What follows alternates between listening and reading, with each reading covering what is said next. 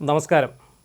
തിരുവല്ല ശ്രീവല്ലഭ ക്ഷേത്രത്തിലെ ഉത്സവത്തോടനുബന്ധിച്ച് നടന്ന കലാപരിപാടികളിൽ മോഹിനിയാട്ടം അവതരിപ്പിക്കാൻ എത്തിയ നർത്തകിക്ക് അപമാനം നേരിട്ട സംഭവത്തിലുള്ള കേസ് ഒത്തുതീർപ്പിലേക്ക്. ചെന്നൈയിൽ നിന്നുള്ള മോഹിനിയാട്ടം കലാകാരി ഡോക്ടർ സംപ്രീത കേശവനാണ് കഴിഞ്ഞ ഫെബ്രുവരി 26-ന് തിരുവല്ല ശ്രീവല്ലഭ ക്ഷേത്രത്തിലെ 8ാം ഉത്സവത്തോടനുബന്ധിച്ച് മോഹിനിയാട്ടം അവതരിപ്പിക്കാൻ എത്തിയത്. ഇവിടെ എത്തിയതിന് ശേഷമാണ് തനിക്ക് പ്രതിഫലമില്ല എന്നറിഞ്ഞത് എന്ന് സംപ്രീത പറയുന്നു.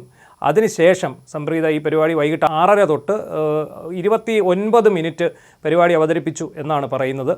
അതിനുശേഷം ഈ പരിപാടി അവർ തന്നെ അവസാനിപ്പിക്കുകയും താൻ ഈ പരിപാടി അവസാനിപ്പിക്കുന്നതായിട്ട് മൈക്കിലൂടെ അനൗൺസ് ചെയ്യുന്നതിന് വേണ്ടി മൈക്രോഫോൺ എടുത്ത സമയത്ത് വേദിയിലേക്ക് ഒരാൾ കടന്നു വന്ന് വളരെ മോശമായ ഭാഷയിൽ തന്നെ അസഭ്യം പറഞ്ഞുവെന്നും തന്നെ അതിക്രമിക്കാൻ ശ്രമിച്ചുവെന്നും ആരോപിച്ച് സംപ്രീത തന്നെ ഒരു ഫേസ്ബുക്ക് പോസ്റ്റ് ഇടുകയുണ്ടായി. ഇതിന് പിന്നാലെ അവർ പോലീസിലും പരാതി കൊടുത്തു, തിരുവിതാംകൂർ ദേവസ്വം ബോർഡിനും പരാതി കൊടുത്തു. പോലീസിന് കൊടുത്ത പരാതിയുടെ അന്വേഷണത്തിനൊടുവിൽ ഇത് അവിടെ തന്നെ ഉള്ള ഒരു ആളാണ് വന്ന് അവരെ അപമാനിച്ചതെന്നും എന്നാൽ ഇവർ പരാതി കൊടുത്തു എന്നറിഞ്ഞതിന് ശേഷം ഇദ്ദേഹം ഫേസ്ബുക്കിൽ വീണ്ടും അവർക്കെതിരെ വളരെ മോശമായിട്ടുള്ള കാര്യങ്ങൾ പ്രചരിപ്പിച്ചുവെന്നും പറയുന്നു.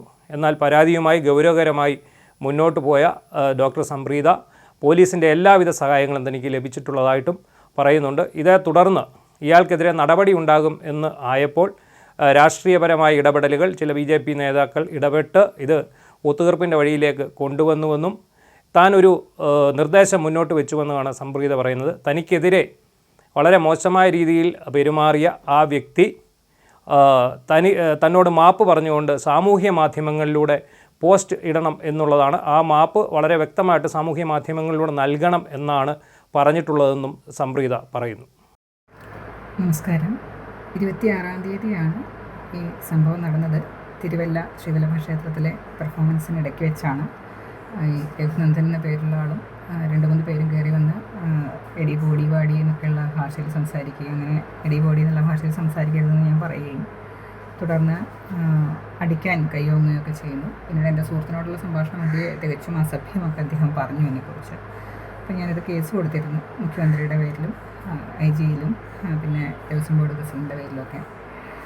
അപ്പോൾ തീർത്തും അനുകൂലമായിട്ടുള്ള ഒരു നിയമ സപ്പോർട്ടും കലാ സാഹിത്യ രംഗത്തെ അംഗങ്ങളിൽ നിന്ന് എല്ലാവരിൽ നിന്നുമുള്ള ഒരു അകമഴിഞ്ഞ ഒരു സപ്പോർട്ട് എനിക്കിതിന് കിട്ടിയെന്നുള്ളതിൽ എനിക്കൊരുപാട് സന്തോഷമുണ്ട്.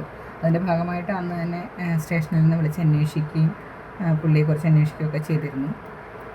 എന്നിട്ട് പുള്ളി അതിനകത്ത് വേറെ മോശമായിട്ടുള്ള രീതിയിൽ പോസ്റ്റുകളിലൂടെയും പിന്നെ വാട്സാപ്പ് ഗ്രൂപ്പുകളിലൂടെയൊക്കെ വേറൊരു കഥ പ്രചരിപ്പിക്കാനൊക്കെ ശ്രമിച്ചിരുന്നു.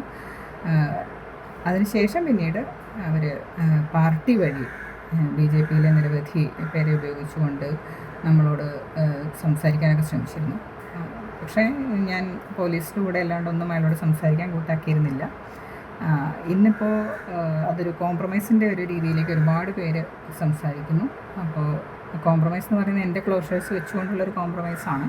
എന്നോട് മാപ്പപേക്ഷിക്കുക, സോഷ്യൽ മീഡിയയിൽ നിന്നുള്ള ഒരു ക്ലോഷർ വെച്ചുകൊണ്ടുള്ള ഒരു മാപ്പപേക്ഷയാണ് ഇപ്പോൾ നമ്മൾ കൊടുത്തിരിക്കുന്നത്. അതിന് അദ്ദേഹത്തിന് ഇന്ന് വൈകുന്നേരം വരെ സമയമുണ്ട്. അത് അദ്ദേഹം എങ്ങനെയാണ് തീരുമാനിക്കുന്നതെന്ന് വെച്ചാലും എനിക്ക് വിരോധമില്ല.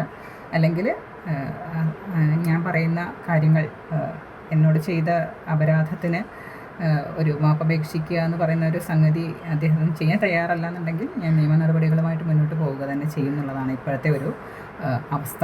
എന്തായാലും ഇതിനുവേണ്ടി ഒരുപാട് പേര് സഹകരിച്ചു, എൻ്റെ സാഹചര്യങ്ങൾ അപ്ഡേറ്റ് ചെയ്തുകൊണ്ടിരുന്നു.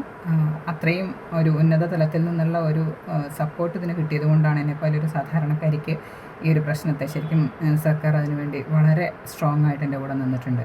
പക്ഷേ ദേവസ്വം ബോർഡ് അധികൃതരുടെ ഭാഗത്തു നിന്ന് അവരുടെ അനാസ്ഥയെക്കുറിച്ചുള്ള യാതൊരു തരത്തിലുള്ള ക്ലാരിഫിക്കേഷനും ഇതുവരെയും ലഭിച്ചിട്ടില്ല.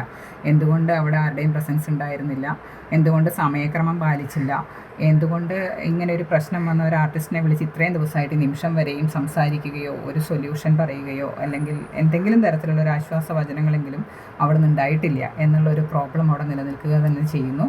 അതും കൂടി ചൂണ്ടിക്കാണിക്കുന്നു. എന്തായാലും എല്ലാവരെയും ഈ വിവരം അറിയിക്കുക എന്നുള്ള ഒരു ഉത്തരവാദിത്തം എനിക്കുള്ളത് കൊണ്ട് ഞാനിപ്പോൾ ഈ ഒരു ബൈറ്റ് തരുന്നു. Thank you.